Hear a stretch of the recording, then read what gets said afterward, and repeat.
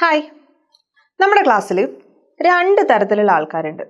Theory ഇഷ്ടമുള്ള ആൾക്കാർ, problem ഇഷ്ടമുള്ള ആൾക്കാർ.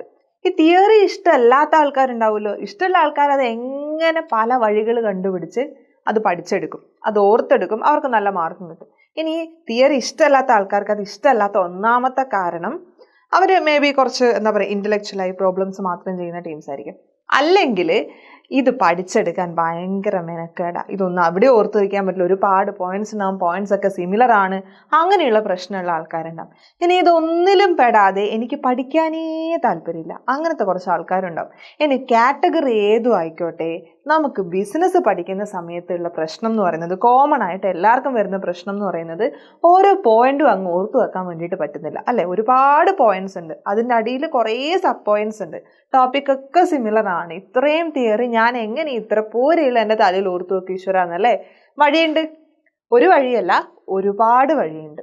എന്താണെന്നറിയോ, ഒന്നാമത്തെ വഴി മറ്റൊന്നുമല്ല, വായിക്കുക, വായിക്കുക, വീണ്ടും വായിക്കുക. Read, read and read. ഇത് മാത്രമാണ് ഏക സൊല്യൂഷൻ. അപ്പം നിങ്ങൾ വിചാരിക്കുക എത്ര തവണ വായിച്ചിട്ട് മനസ്സിലാവുന്നില്ല. അങ്ങനെ ഒരുപാട് തവണ വായിക്കാനാണെങ്കിൽ അത്രയും ടൈമും ഇല്ല. ഞാൻ പറയാം, നിങ്ങൾ എന്ത് ചെയ്യാന്നറിയോ, വെറും 2 തവണ വായിക്കുക. വെറും 2 തവണ വായിച്ചാൽ മതി. ഈ 2 തവണ വായിച്ചിട്ട് ഒന്നും തലയിൽ കയറിയിട്ടില്ലെങ്കിലും അടുത്ത വഴിയുണ്ട്. അപ്പം ആദ്യം നിങ്ങൾ വായിക്കുന്ന സമയത്ത് നിങ്ങളുടെ മൈൻഡ് ഇങ്ങനെയായിരിക്കും, ഒന്നുമില്ല, കംപ്ലീറ്റ് ബ്ലാങ്ക് ആയിട്ടുണ്ടാവും അല്ലേ. അവിടെ ഇവിടെയും എന്തൊക്കെയോ ഉണ്ടിങ്ങനെ കിളി പോയ അവസ്ഥ എന്നൊക്കെ നമ്മൾ പറയില്ലേ, അതുപോലെ ആയിരിക്കും. രണ്ടാമത്തെ തവണ അടിപൊളി. രണ്ടാമത്തെ തവണ നമ്മൾ വായിക്കുന്ന സമയത്ത് നമ്മുടെ മൈൻഡിൽ എങ്ങനെയായിരിക്കും എന്നറിയാം, ഇതുപോലെ കുറേ ഡോട്ട്സ് വന്നിട്ടുണ്ടാവും. തലയും വാലും ഒന്നുമില്ല, എന്തൊക്കെയോ എവിടെയൊക്കെയോ മനസ്സിലായി. ഈ ഒരു സ്റ്റേജിൽ നിങ്ങൾ മടുക്കും. ഇനി എനിക്ക് വയ്യ, 2 തവണ ടെക്സ്റ്റ് മൊത്തം വായിച്ചു എന്നിട്ടും ഒന്നും മനസ്സിലാവുന്നില്ല എന്നുള്ളൊരു സ്റ്റേജിൽ നിങ്ങൾ എത്തും. അപ്പോൾ ഓക്കെ ഫൈൻ. ഇനി ഈ ഒരു സ്റ്റേജിൽ നിങ്ങൾ ചെയ്യേണ്ട കാര്യം എന്താണെന്നറിയോ, നിങ്ങൾ ഹാൻഡ് റിട്ടൺ നോട്ട്സ് ഉണ്ടാവണം. നോട്ട്സ് ഉണ്ടാക്കുക. അപ്പം നിങ്ങൾ ചോദിക്കും, മിസ് പഠിച്ചിട്ടേ മനസ്സിലാവുന്നില്ല, പിന്നെ എങ്ങനെ ഞാൻ ഹാൻഡ് റിട്ടൺ നോട്ട്സ് ഉണ്ടാക്കും? മനസ്സിലാവണ്ട, ഒരു സെൻറ്റൻസ് പോലും മനസ്സിലാവണ്ട, പക്ഷെ നമുക്കൊരു കോമൺ സെൻസ് ഉണ്ടല്ലോ, അത് വെച്ച് നമ്മൾ നോട്ട്സ് ഉണ്ടാക്കും. എങ്ങനെയാണെന്നറിയോ, നമ്മൾ ചാപ്റ്ററിൻ്റെ ഒരു സ്ട്രക്ചർ ഉണ്ടാക്കും. എങ്ങനെയാ ചാപ്റ്ററിൻ്റെ മീനിങ് മനസ്സിലാവാതെ സ്ട്രക്ചർ ഉണ്ടാക്കുക? അതും വളരെ സിമ്പിളാണ്. നിങ്ങളുടെ ടെക്സ്റ്റ് എടുക്കുക, ഒന്നാമത്തെ ചാപ്റ്റർ നിങ്ങൾ ഓപ്പൺ ചെയ്യുക. +1ൻ്റെയോ +2ൻ്റെയോ എന്തെങ്കിലും ആയിക്കോട്ടെ, ഒന്നാമത്തെ ചാപ്റ്റർ നിങ്ങൾ ഓപ്പൺ ചെയ്യുക. അപ്പോൾ +1 ആയാലും +2 ആയാലും ഞാൻ +1ൻ്റെ ഫസ്റ്റ് ചാപ്റ്റർ വെച്ച് തുടങ്ങാം. ഇപ്പോൾ നിങ്ങളുടെ ഫസ്റ്റ് ചാപ്റ്ററിൽ 1.6 എന്ന് പറയുന്ന ടോപ്പിക്ക് എന്തായിരിക്കും? നമ്മുടെ ക്ലാസിഫിക്കേഷൻ ഓഫ് ബിസിനസ് ആണെന്ന് വിചാരിക്കാം. ഓക്കെ, ഏതാണ്?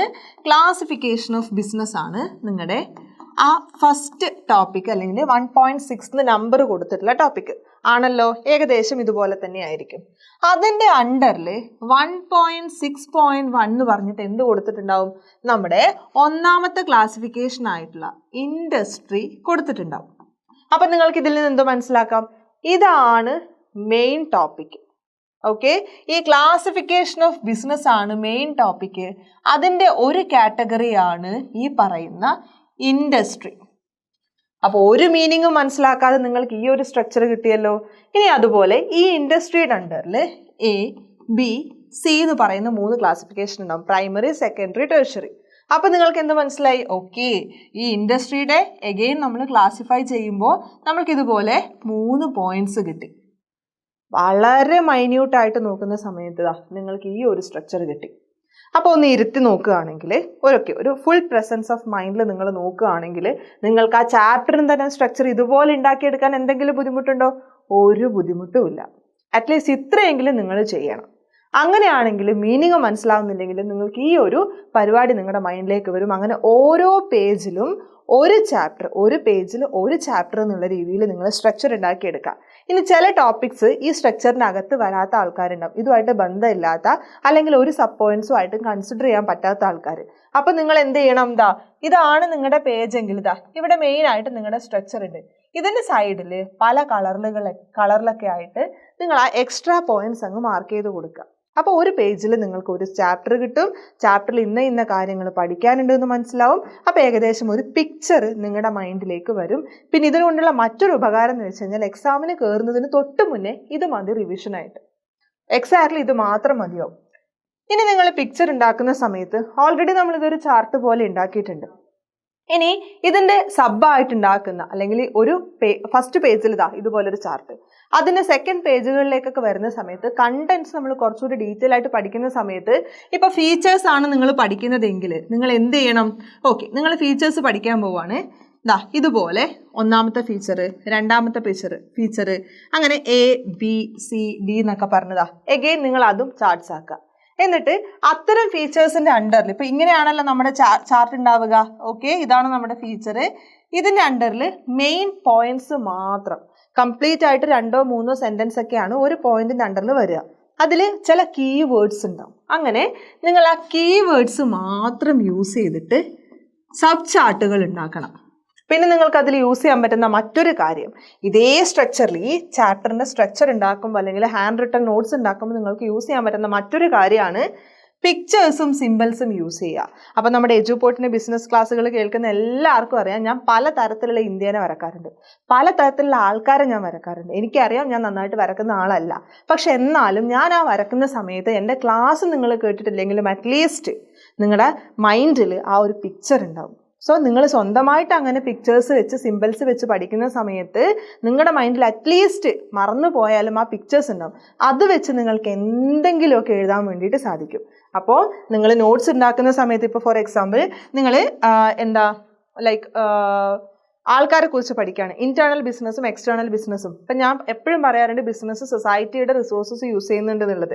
അത് ഞാൻ യൂഷ്വലി എങ്ങനെയാണ് പിക്ചറൈസ് ചെയ്യാറുള്ളത്? അപ്പോൾ ഇതാണ് നമ്മുടെ ബിസിനസ് എന്ന് ഞാൻ പറയാറുണ്ട്. ഓക്കെ, ഇതുപോലെ എനിക്ക് ഇതിനപ്പുറത്തേക്ക് ഒരു ബിൽഡിംഗ് വരക്കാൻ അറിഞ്ഞുകൂടാ, ഞാൻ ഇപ്പോഴും ആ 2ാം ക്ലാസ്സിൽ 3ാം ക്ലാസ്സിലുണ്ട് അത്ര. അപ്പോൾ ഇതാണ് നമ്മുടെ ബിസിനസ്. നമ്മുടെ സൊസൈറ്റി എന്ന് പറയുന്നത് എന്താ? അവിടെ ഒരുപാട് ആൾക്കാരുണ്ട് അല്ലേ? സോ ഇവരുടെ കയ്യിൽ നിന്നുള്ള റിസോഴ്സസ് ആണ് നമ്മൾ യൂസ് ചെയ്യുന്നത്. ഇൻ റിട്ടേൺ നമ്മൾ അവർക്ക് പ്രൊഡക്ട്സ് കൊടുക്കുന്നുണ്ട് എന്നുള്ളത്. അപ്പോൾ ആ ഒരു 2-3 സെൻറ്റൻസിന് ഞാനൊരു പിക്ചർ ആക്കിയിട്ടുണ്ട്. സോ ഇങ്ങനെ പഠിക്കുന്ന സമയത്തും സെൻറ്റൻസുകൾ മനസ്സിലാക്കാൻ പറ്റാതിരിക്കുന്ന സിറ്റുവേഷനിലും ഇങ്ങനെ നിങ്ങളുടെ മൈൻഡിൽ വേർഡുകൾ വെച്ച് നിങ്ങൾക്ക് പിക്ചേഴ്സ് വരക്കാം. ആ പിക്ചേഴ്സ് വെച്ച് നിങ്ങൾക്ക് ആ മീനിങ് മനസ്സിലാക്കാൻ വേണ്ടിയിട്ട് സാധിക്കും. നിങ്ങൾ വിചാരിക്കും ഈ ടീച്ചർ എന്തായി പറയുന്നത്? ട്രൈ ചെയ്ത് നോക്കുക, ഒരൊറ്റ തവണ ട്രൈ ചെയ്ത് നോക്കുക, അപ്പം നിങ്ങൾക്ക് ആ റിസൾട്ട് മനസ്സിലാവും. സോ ഇത്രയും കാര്യങ്ങൾ ചെയ്ത് കഴിഞ്ഞാൽ നമ്മുടെ പ്രൈമറി സ്റ്റേജ് കഴിഞ്ഞു. ഇനി നമ്മുടെ നെക്സ്റ്റ് സ്റ്റേജ് ഇതിൻ്റെയൊക്കെ മീനിങ് മനസ്സിലാക്കുക എന്നുള്ളതാണ്. അപ്പോൾ ഓൾറെഡി ഞാൻ പറഞ്ഞിട്ടുണ്ടായിരുന്നു നമുക്ക് ഒരുപാട് കീവേഡ്സ് ഉണ്ട് അല്ലേ? ഒരുപാട് കീവേഡ്സ് ഉണ്ട്. ഫോർ എക്സാമ്പിൾ ഇപ്പം നമ്മുടെ ക്വാളിഫിക്കേഷൻ ഷെയർസ്, അങ്ങനെ കടുകട്ടിയുള്ളതും ഇതുവരെ കേൾക്കാത്തതുമായിട്ടുള്ള പലതരം കീവേഡ്സ് നമ്മൾ പഠിക്കുന്നുണ്ട്. അപ്പോൾ നിങ്ങൾ എന്ത് ചെയ്യുക? ഓരോ ചാപ്റ്ററിലും ഇങ്ങനെ ഇമ്പോർട്ടൻ്റ് ആയിട്ടുള്ളതും നിങ്ങൾ ഇതുവരെ പഠിച്ചിട്ടില്ലാത്തതും ഒരു തരത്തിലും തലയിൽ കയറാത്തതുമായിട്ടുള്ള കീവേഡ്സുകൾ എടുക്കുക. അതിൻ്റെ മീനിങ് മനസ്സിലാക്കാൻ വേണ്ടിയിട്ട് ശ്രമിക്കുക. അങ്ങനെ നിങ്ങൾ എന്ത് ചെയ്യണം? ഒരു സെൻറ്റൻസിൻ്റെ മീനിങ് മനസ്സിലാക്കുക, എൻ്റയർ ടോപ്പിക്കിൻ്റെ മീനിങ് മനസ്സിലാക്കുക. ഇതൊക്കെ മനസ്സിലാക്കി ഓക്കെ പഠിച്ചു. ഇനിയാണ് പ്രശ്നം വരുന്നത്. പഠിച്ചു, ഓർമ്മയിലില്ല. ഫുഡ് കഴിക്കുമ്പോൾ, കുളിക്കുമ്പോൾ, അലക്കുമ്പോൾ, കളിക്കാൻ പോകുമ്പോൾ, ബസ്സിൽ വെറുതെ ട്രാവൽ ചെയ്യുന്ന സമയത്ത് ഒക്കെ നിങ്ങൾ ഈ പഠിച്ച സാധനങ്ങൾ ഇങ്ങനെ മെമ്മറൈസ് ചെയ്യാൻ ശ്രമിച്ചുകൊണ്ടേയിരിക്കാം. പറ്റുന്നില്ല എന്നാണെങ്കിൽ അവിടെയും ചെറിയൊരു സൊല്യൂഷൻ നമുക്കുണ്ട്. ഇമാജിനേഷൻസ് കൊണ്ടുവരിക. ഇപ്പോൾ നമ്മളൊരു പ്രൊമോട്ടർ ഒരു കമ്പനി ഫോർമേഷനിൽ എന്തൊക്കെ കാര്യങ്ങൾ ചെയ്യുന്നുണ്ട് എന്നുള്ളത് നമ്മൾ പഠിക്കുന്നുണ്ട്. അപ്പോൾ നമ്മളിങ്ങനെ മൈൻഡിൽ വിചാരിക്കുക, ഇൻസൈഡൊക്കെ ആക്കിയിട്ട് നല്ല ടിപ്പ് ടോപ്പായി വെൽ ഡ്രസ്ഡ് ആയിട്ടുള്ള ഒരാൾ. ആൾ എന്തൊക്കെ ചെയ്യണം? ആൾക്ക് ഒരു ഐഡിയ വേണം, അത് ഡെവലപ്പ് ചെയ്തെടുക്കണം. അതിൽ ഏതൊക്കെ അത് എക്കണോമിക്കലി പോസിബിൾ ആവുമോ എന്നുള്ളതൊക്കെ അങ്ങേരെ ഒരു പേപ്പറൊക്കെ എടുത്തിരുന്ന് ഇങ്ങനെ ആലോചിക്കുന്നതൊക്കെ നിങ്ങളിങ്ങനെ ഇമാജിൻ ചെയ്യുക. എന്നിട്ട് മെമ്മറാൻഡത്തിൽ നമ്മൾ ഡോക്യുമെൻറ്റ്സ് ഉണ്ടാക്കണ്ടേ? ഡോക്യുമെൻറ്റ്സ് ഉണ്ടാക്കാൻ ഓടി നടക്കുന്നു, രജിസ്ട്രാറുടെ അടുത്ത് പോയിട്ട് ആപ്ലിക്കേഷൻസ് കൊടുക്കുന്നു. അതൊക്കെ നമ്മളിങ്ങനെ ചെയ്യുന്നു, അല്ലെങ്കിൽ വേറൊരാൾ ഇങ്ങനെ ചെയ്യുന്നതായിട്ട് നിങ്ങളുടെ മൈൻഡിൽ ഒരു ഫിലിം കാണുന്നത് പോലെ നിങ്ങൾ ഇമാജിൻ ചെയ്യുക. പിന്നെ പല പോയിന്റ്സും നിങ്ങളുടെ വീട്ടിലുള്ള പല കാര്യങ്ങളുമായിട്ട് നിങ്ങൾക്ക് റിലേറ്റ് ചെയ്യാൻ വേണ്ടിയിട്ട് സാധിക്കും. ഇപ്പോൾ മാനേജ്മെൻറ്റിനെ കുറിച്ച് പഠിക്കുകയാണെങ്കിൽ അടുക്കളയിൽ അമ്മ അടുക്കള മാനേജ് ചെയ്യുന്നു, അമ്മയാണല്ലോ അടുക്കള മാനേജ് ചെയ്യുക. സോ അടുക്കള മാനേജ് ചെയ്യുന്നതിനെ കുറിച്ചിട്ട് അവിടെ അമ്മ എന്തൊക്കെ ചെയ്യുന്നുണ്ട്, അതിൽ അമ്മയുടെ റെസ്പോൺസിബിലിറ്റീസ് എന്തൊക്കെയാണ്. സോ അങ്ങനെ ചിന്തിക്കുക. അല്ലെങ്കിൽ വീട്ടിലുള്ള പല ഒബ്ജക്ട്സുമായിട്ട് റിലേറ്റ് ചെയ്യാൻ വേണ്ടിയിട്ട് ശ്രമിക്കുക. അങ്ങനെ റിലേറ്റ് ചെയ്ത് പഠിക്കുന്ന സമയത്ത് നിങ്ങൾക്കത് റിക്കോൾ ചെയ്യാൻ അല്ലെങ്കിൽ റിക്കലക്ട് ചെയ്യാൻ കുറച്ചും കൂടി ഈസി ആയിരിക്കും. സോ നിങ്ങൾ ഇത്രയും കാര്യങ്ങളൊന്ന് ജസ്റ്റ് പ്രാക്ടീസ് ചെയ്ത് നോക്കുക. ഓക്കെ, ഒരു 2 days നിങ്ങളിത് പ്രാക്ടീസ് ചെയ്ത് നോക്കിയിട്ട് നിങ്ങളുടെ റിസൾട്ട് എന്താണ് എന്നുള്ളത് നിങ്ങൾ പറയണം. ഓക്കെ, ഞാനിത് ഒരുപാട് തവണ പ്രാക്ടീസ് ചെയ്തിട്ടുള്ള സാധനങ്ങളാണ്. എനിക്ക് ഒരുപാട് വർക്കൗട്ട് ആയിട്ടുണ്ട്. എൻ്റെ ഫ്രണ്ട്സിനെയും ഞാൻ ഈ ഒരു മെത്തേഡ് യൂസ് ചെയ്ത് ഒരുപാട് തവണ ബിസിനസ് പഠിപ്പിച്ചതായിട്ട് എനിക്ക് ഓർമ്മയുണ്ട്. ഓക്കെ, അപ്പോൾ നിങ്ങളിത് പ്രാക്ടീസ് ചെയ്യുക. സക്സസ് ആണോ അല്ലയോ എന്നുള്ളത് നമ്മുടെ കമൻറ്റ് ബോക്സിൽ കമൻറ്റ് ചെയ്യുക. സക്സസ് ആണെങ്കിൽ മാത്രം നിങ്ങൾ ഇത് എല്ലാവർക്കും ഷെയർ ചെയ്യാം. ഓക്കെ, അപ്പോൾ നമുക്ക് അടുത്ത ടിപ്പുമായിട്ട് അടുത്ത ക്ലാസ്സിൽ കാണാം.